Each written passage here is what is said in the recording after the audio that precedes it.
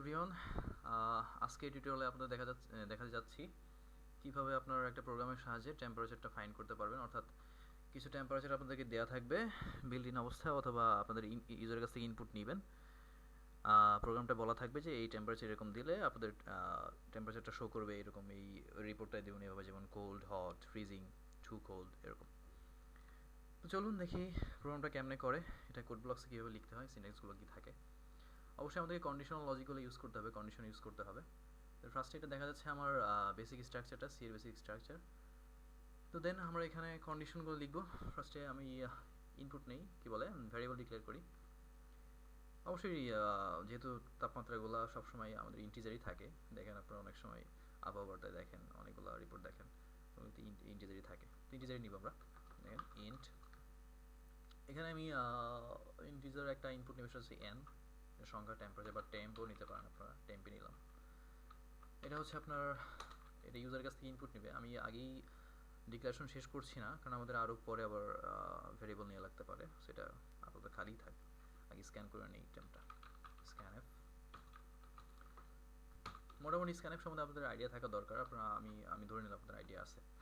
কমা mod, যেহেতু temp নিচ্ছে এখানে টেম্প লিখতে হবে, টেম্প স্ক্যানএফ ফাংশনটা এখানে ইন করে দিলাম। তো দেখেন এখানে একটা ভ্যারিয়েবল নিতে হবে, সেটা হচ্ছে আমরা চেক করব যে টেম্পের মান যদি এটা হয় তাহলে এটা হবে, যদি টেম্পের মান যদি 0 থেকে বড় হয় বা 0 থেকে ছোট হয় তখন এরকম নিতে হবে। ফার্স্ট আমরা টেম্পের মানগুলো চেক করে আসি, কন্ডিশনে ঢুকাই। ইফ টেম্প যদি মনে করেন লেস দেন 0 হয়,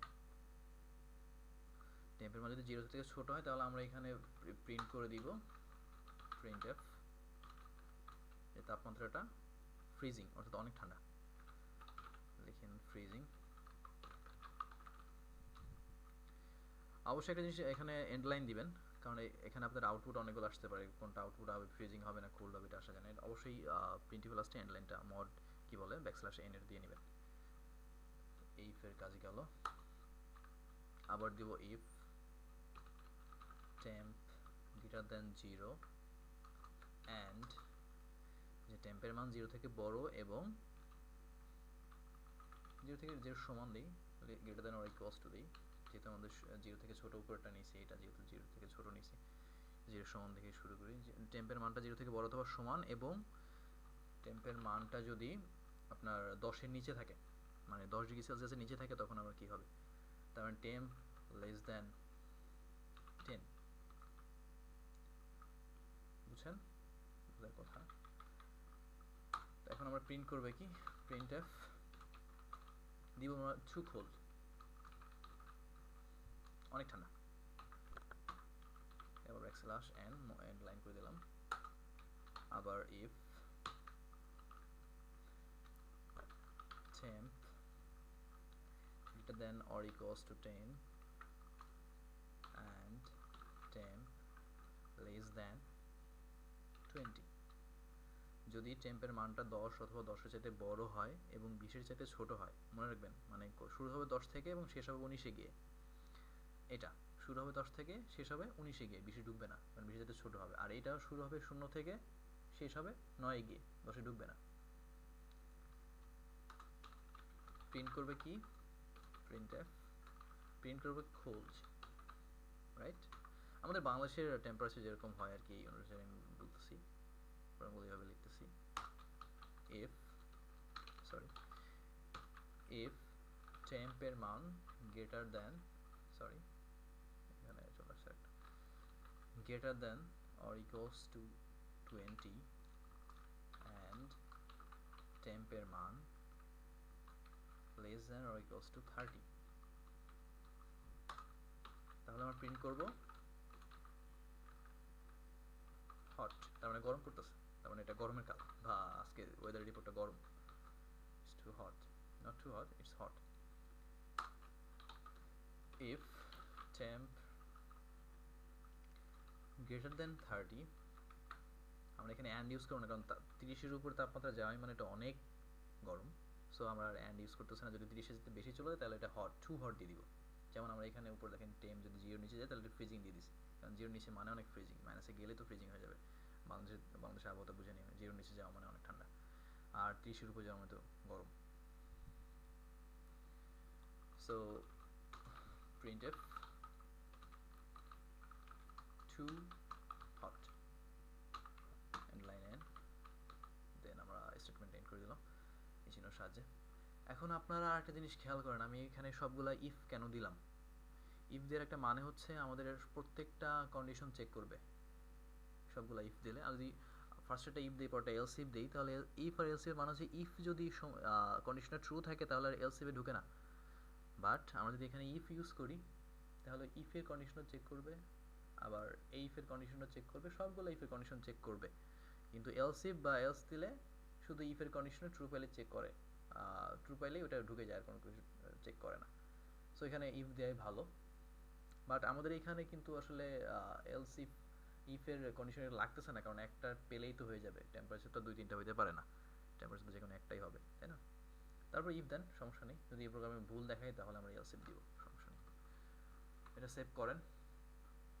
আমাদের আসলে আর কোনো ভ্যারিয়েবল লাগে না, এই কারণে আমরা এটা ইন করে দিই।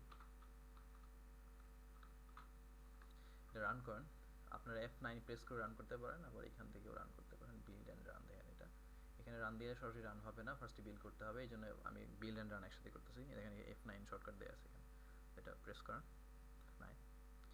দেখেন আমাদের প্রোগ্রামে কোনো ভুল নাই, 0 এরর্স, 0 ওয়ার্নিংস, 0 মিনিটস, 0 সেকেন্ডস। অর্থাৎ রান করতে 0 সেকেন্ডস আছে, 0 মিনিট তো অবশ্যই 0 সেকেন্ড আছে, মিনিটে 0 লাগবেই, আর ওয়ার্নিং নাই, এরর্সও 0। এখন আমাদের একটা ইনপুট নিতে হবে, ইনপুটটা হবে টেম্পের মানটা ইউজার কাছ থেকে ইনপুট নিব। তো দেখেন ফার্স্টে আমরা ফ্রিজিং নিব, অর্থাৎ 0 থেকে ছোট নিব। দেখেন এটা ফ্রিজিং আসে কিনা, -10 নেন, এন্টার দেন। দেখেন আমাদের প্রোগ্রামটা রাইট আছে, এটা বলছে এটা ফ্রিজিং, তাপমাত্রাটা খুবই ঠান্ডা, অর্থাৎ ফ্রিজিং, ইটস ফ্রিজিং। ওকে, এখন আমরা দেখি এটা চেক করি, প্রত্যেকটা কন্ডিশন আমরা চেক করে দেখি। আগে এটা চেক করলাম, এখন এটা চেক করতেছি, এখন এটা ফার্স্ট এটা চেক করলাম, এটা চেক করলাম, এটা চেক করবো, এটা চেক করবো, সবগুলো চেক করে দেখি আমার প্রোগ্রামটা আসলে ঠিক রান করতেছে কিনা। তারপর F9 প্রেস করেন। এখন দেখেন 0 বড় দেন, 10-এর ভিতরে 10-এর ছোট দেন, 7 দেন। দেখেন এটা কি বলে, ট্রু কল। দেখেন আমরা বলতেছি 0 সমান থেকে 10-এর ছোট মানে এটা ট্রু কল হবে। দেখেন এটা 7 দিয়ে সাথে ট্রু কল আসতেছে। আবার আমরা চেক করি এটা, এখন চেক করব হচ্ছে এটা 10-এর চাইতে বড় অথবা সমান এবং 20-এর চাইতে ছোট, এটা আসবে কি, এটা আসবে খোল্ড। তো এটা 10ই দিয়ে দেখেন, 10 দিয়ে দেখেন কি হবে আসলে, এটা বলবে খোল্ড, কারণ আমরা বলতেছি 10-এর সমান অথবা 20-এর ছোট।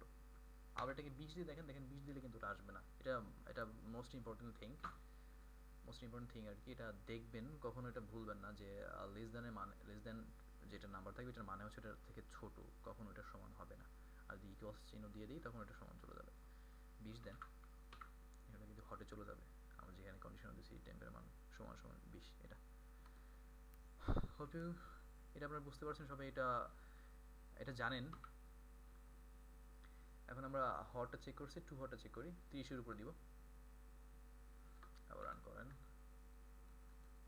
এটা 30 দেন।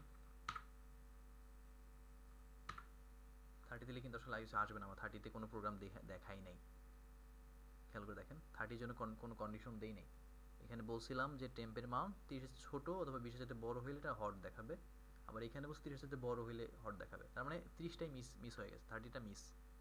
এই কারণে 30-এর জন্য কোনো ভ্যারিয়েবল এখানে কোনো আউটপুট শো করতেছে না, ভালো মতো খেয়াল করবেন। দেখেন যখন 30 দিবেন তখন প্রসেস রিটার্ন 0, কোনো আউটপুট নাই। সেই জন্য আমরা এখানে বুঝি 30-এর সমান অথবা বড় পাইলে এটা আপনার টু হট দেখাবে। এখন F9 দেন, দেখেন এখন আসবে। সরি, আমাদের এই সমস্যাটা পরে দিতে হবে।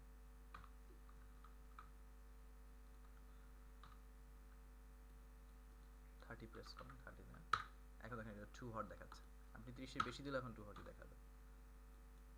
আপনি এখানে দেন 45 দেন, টু হট। সো আপনারা মনে হয় এই প্রবলেমটা বুঝতে পারছেন। আর মাস্ট রিটার্ন 0 দিবেন এখানে, এইগুলো খুব ইম্পর্টেন্ট জিনিস, এগুলো দেওয়া ভালো। আর একটা জিনিস আমি ভয়েড ইউজ করছি, সরি এখানে একটা ভুল হয়েছে, যেহেতু এটা দিলেও সমস্যা নাই, না দিলেও সমস্যা নেই, কারণ এটা রানটা ঠিক মতো করছে। ভয়েড বানানো হবে VOID, আমি দিছিলাম VIOD, টাইপিং মিস্টেক, সরি। আপনারা এটা দিতে পারেন, না দিলেও ভালো, না দিলেও সমস্যা নেই, দেওয়া ভালো, প্র্যাকটিসটা অনেক ভালো জিনিস। সো আপনাদের ভিডিওটা কেমন লাগলো এবং কোনো সমস্যা থাকলে অবশ্যই কমেন্ট বক্সে জানাবেন। Thank you for watching this video. আবার নেক্সট ভিডিওতে আপনাদের সাথে দেখা হবে। আপাতত সবাই ভালো থাকবেন।